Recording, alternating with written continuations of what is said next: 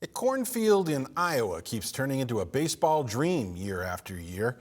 Two brothers still farm the land made famous by the movie Field of Dreams. Major leaguers will take that field tonight when the Phillies play the Twins. AJ Reister introduces us to Adam and Andy Ray.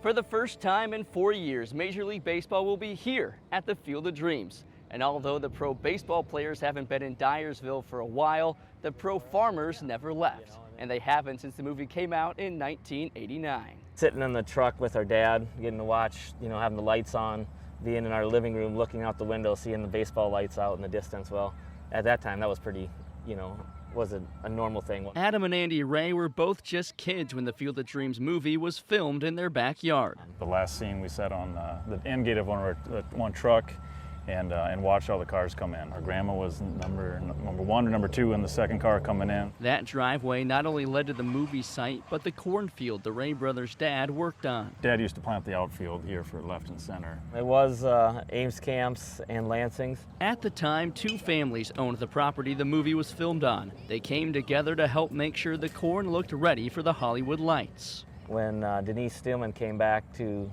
kind of start putting this all together, she asked us the first year when she took ownership if we'd farm it.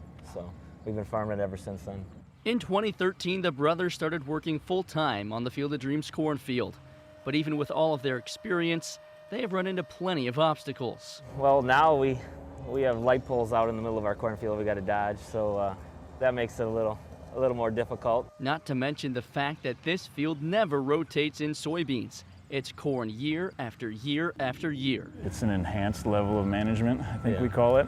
We put sticky traps out in the field to look at insects. That's probably one of the bigger challenges, is knowing the bugs that affect the cornfield. They don't affect the soybean field the same. Because you got to be on top of disease with wet weather and humidity. Last year was a unique year for southern rust. This year it might be tar spot with a little bit of cooler weather. So you got to be watching what's going on and then managing accordingly. Just like a big garden, we take care of our garden like most people in town take care of theirs. But one of the most rewarding moments was in 2021 when their father, who worked on the fields way before Major League Baseball arrived, was able to watch his favorite team play in his cornfield. We were fortunate the first year. We lost our dad, but in the first year for the Yankees game, he got to go to that, and that was pretty special. So he was a huge Yankees fan.